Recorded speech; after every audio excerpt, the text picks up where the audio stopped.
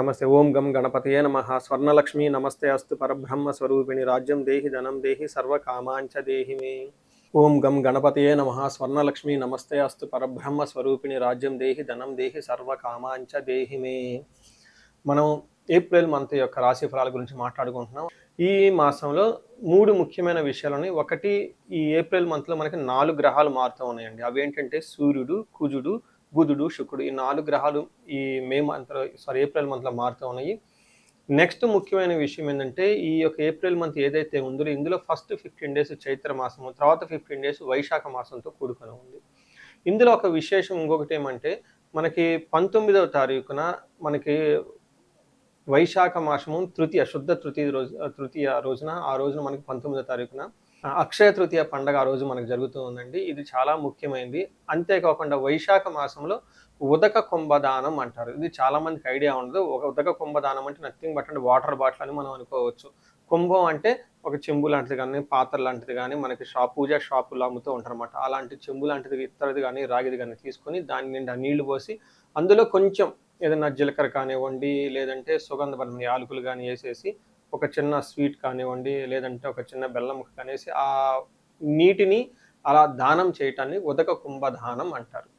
మనకి శ్రీరామనవమికి పానకం వడపప్పు పంచడంలో కూడా ముఖ్య ఉద్దేశం కూడా ఇదే. అలా గనక నీళ్లు గనక పంచి ఇవ్వగలిగితే చాలా లాభప్రదంగా ఉంటుంది అని మనకి శాస్త్రాలు వివరించడం జరిగింది. సో ఈ ప్రకారం మనం చూసుకుంటే ఉదక కుంభదానం అది పర్టికులర్గా మనకి పౌర్ణమి తర్వాత, వైశాఖ మాసం ఎప్పుడైతే అమావాస్య తర్వాత అమావాస్య తర్వాత మనకి వైశాఖ మాసం అని వస్తుంది. ఈ వైశాఖ మాసం ఇలా కనుక చేయగలిగితే ఎంతో పుణ్యప్రదము, ఎంతో శుభప్రదము, అందరికీ విపరీతంగా ధనము ధాన్యము కలిసి వచ్చే అవకాశం ఎక్కువగా ఉంటుంది. ఇది చాలా సింపుల్ ప్రొసీజరు. చక్కగా దీన్ని చేసుకొని పెద్దవాళ్ళకి కనుక దానం చేయగలిగితే, పండితోత్తములకు కానీ, బ్రాహ్మణులకు కానీ, వేద పండితులకు కానీ అలా ఒక ఉదక కుంభాన్ని కనుక దానం చేయగలిగితే, వాళ్ళ ఆశీర్వాదం తీసుకుంటే గురుబలం విపరీతంగా పెరిగి ధనము ధాన్యము సంతానము సమృద్ధిగా ఉండే అవకాశం ఎక్కువగా ఉంటుంది. సో ఈ యొక్క ఏప్రిల్ మంత్లో ఉన్న ఈ ముఖ్యమైన విశేషాలు, పండగలు మీరు తెలుసుకున్నారు కాబట్టి తగు విధమైన మీరు రెమెడీస్ లాగా చేసుకుంటే అంతా బాగుంటుందండి. అందరూ చక్కగా ఉండాలని, ఈ రాశి వాళ్ళు అష్టైశ్వర్యాలతో ఉండాలని చెప్పేసి నేను కోరుకుంటున్నాను. నమస్తే. ముందుగా మనం కర్కాటక రాశి చూసుకుంటే, ఈ రాశిలో ఫస్ట్ ఉన్న నక్షత్రం వైజ్ చూసుకుంటే పునర్వసు 4వ పాదం, పుష్యమి 1, 2, 3, 4 పాదాలు, ఆశ్లేష 1, 2, 3, 4 పాదాలు అంతా ఈ రాశిలో ఉంటారు.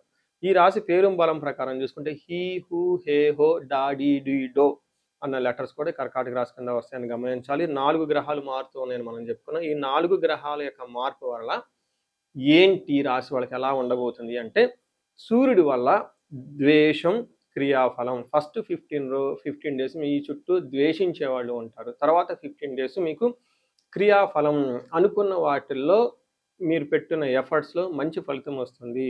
మార్స్ వల్ల, బుధుని వల్ల కొంచెం హెల్త్ కాంప్లికేషన్స్ ఉంటాయి. పనుల్లో ఆటంకాలు, ట్రాన్సాక్షన్స్లో, మూవ్మెంట్లో, జర్నీలో అక్కడక్కడ ఆటంకాలతో కూడుకొని పని అయ్యే అవకాశం ఉంటుంది. ఫైనల్గా శుక్రుడు మీకు అభయం, ఆల్రౌండ్ ప్రాస్పరిటీని ఇస్తున్నారు అని మనం చెప్పుకోవచ్చు.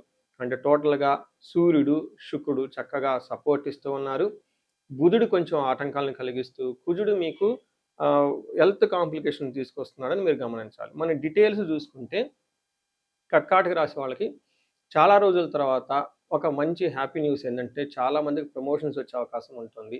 సూర్యుడు 10వ స్థానంలో ఎప్పుడైతే వస్తూ ఉన్నారో యాక్టివ్గా ఉంటారు ప్రొఫెషనల్ మ్యాటర్స్లో. మీ బాస్ తోటి మీకు, లేదంటే మీరు మేనేజర్ పొజిషన్ అయితే మీకున్న మీ మేనేజర్ పొజిషన్తో పై బాస్ తోటి సత్సంబాలు మెరుగుపడటం, కొత్త కాంట్రాక్టులు రావటం, బిజినెస్ పీపుల్కి కొత్త అవకాశాలు రావటం, ఎంప్లాయర్ మధ్య మంచి సత్సంగం, మంచి చక్కగా వాతావరణం కలిపే అవకాశం చాలా ఎక్కువ ఉంటుంది.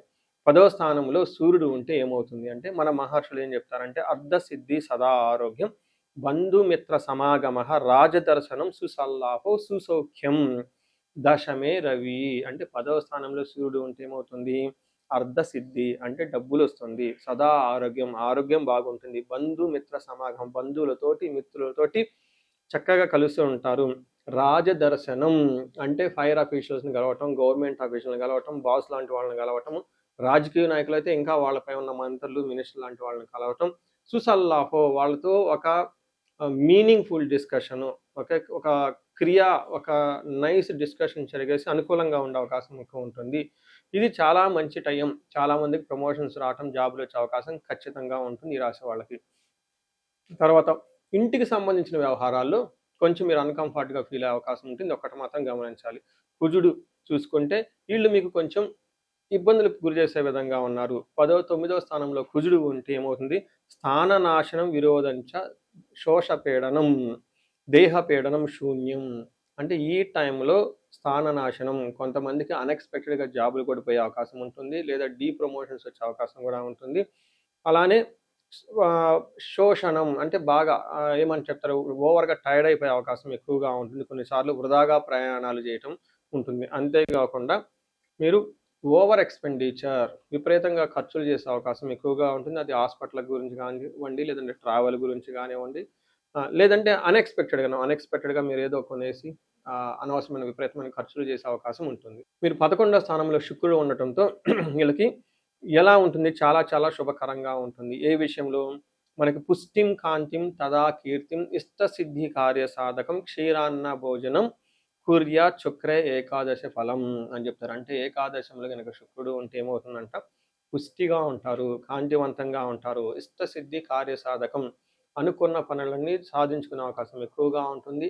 క్షీరాన్న భోజనం, చక్కగా మంచి న్యూట్రిషియస్ ఫుడ్ తీసుకుంటూ హ్యాపీగా ఉండే అవకాశం ఎక్కువ ఉంటుంది. పిల్లల విషయంలో మాత్రం జాగ్రత్తగా ఎంతో అవసరమని గమనించుకోవాలి. సో ఓవరాల్‌గా చూసుకున్నారు కదండీ, 4 గ్రహాల్లో 2 గ్రహాలు చాలా పాజిటివ్‌గా ఉన్నాయి. అవి కూడాను ప్రొఫెషన్‌కి సంబంధించిన మ్యాటర్స్‌లో ఎక్కువగా అనుకూలంగా ఉండే అవకాశం ఎక్కువ ఉంటుంది. హెల్త్ విషయంలో జాగ్రత్తగా ఉండాలి. ఇప్పుడు మనం నక్షత్ర ప్రకారం చూద్దాం. నక్షత్రాలు పునర్వసు, పుష్యమి, ఆశ్లేష 3 నక్షత్రాలు ఇందులో ఉంటాయి. పునర్వసు వాళ్ళకి పాజిటివ్ సైడ్‌లో క్షేమంగా ఉంటారు. చక్కగా ఫారిన్ రిలేటెడ్ మ్యాటర్స్‌లో చాలా కలిసొస్తుంది. వీళ్ళకి దేహ పీడనం, అతి భయం, కొంచెం హెల్త్ కాంప్లికేషన్స్ జాగ్రత్తగా ఉండాలి. అతిగా భయపడే అవకాశం కూడా ఉంటుంది. పుష్యమి నక్షత్రం వాళ్ళకి క్షేమంగా ఉంటారు. వస్త్రలాభం ఉంటుంది. పరవాసము, ఫారిన్ స్టే, అవుట్ స్టేషన్‌లో ఉండే అవకాశం ఎక్కువగా ఉంటుంది. హెల్త్ జాగ్రత్తగా ఉండాలి. అతిగా భయపడే అవకాశాలు ఉంటుంది కాబట్టి మీరు భయపడని అవసరం లేదు. చాలా చక్కగా ఉంటుంది. నెక్స్ట్ ఆశ్లేష నక్షత్రం వాళ్ళకి లాభప్రదంగా ఉంటుంది. రాజ్యము, ప్రమోషన్స్ వచ్చే అవకాశం ఉంటుంది. ఇందులో ఉన్న ఈ రాశిలో ఉన్న అన్ని నక్షత్రాల్లో ఆశ్లేష నక్షత్రం వాళ్ళకి ప్రమోషన్స్ వచ్చే అవకాశం చాలా ఎక్కువగా ఉంటుంది. వస్త్ర లాభము, ధనలాభము, క్షేమము లాభప్రదంగా ఉంటుంది. అయితే ఒక్క విషయం, ధనం విషయంలోనూ హెల్త్ విషయంలో జాగ్రత్తగా ఉండటం, అతిగా భయపడే అవకాశం ఎక్కువగా ఉంటుంది. సో చూశారు కదండి, పుష్యమి నక్షత్రం వాళ్ళకి కొంచెం స్లోగా ఉంటుంది గ్రోత్, ఆటంకాలతో కూడి ఉంటుంది ఈ మంత్.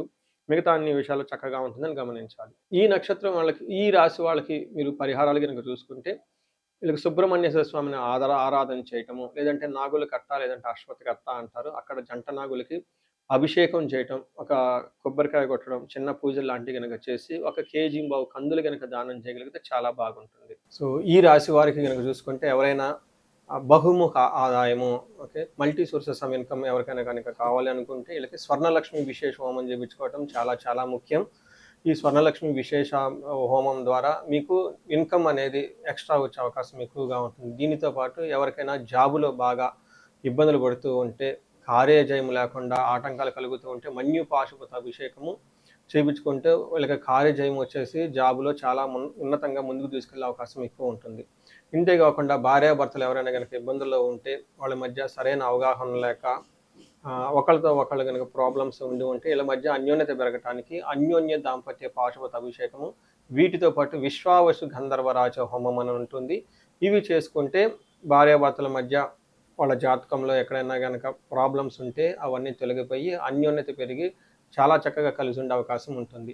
ఇంతేకాకుండా కొంతమందికి విపరీతమైన శత్రుబాధ ఉండటము, లేదంటే రాహు దశ నడవటం వల్ల వాళ్ళకి విపరీతమైన మానసిక టెన్షన్లు, వేదనలు ఉండే అవకాశం ఎక్కువగా ఉంటుంది. లేదా యక్షరాక్షస పీడలు అంటారు. ఇలాంటి వాటికి మీరు చక్కగా నవదుర్గా హోమము, చండీ హోమం కనుక చేయించుకోగలిగితే చాలా చక్కగా ఉంటుంది.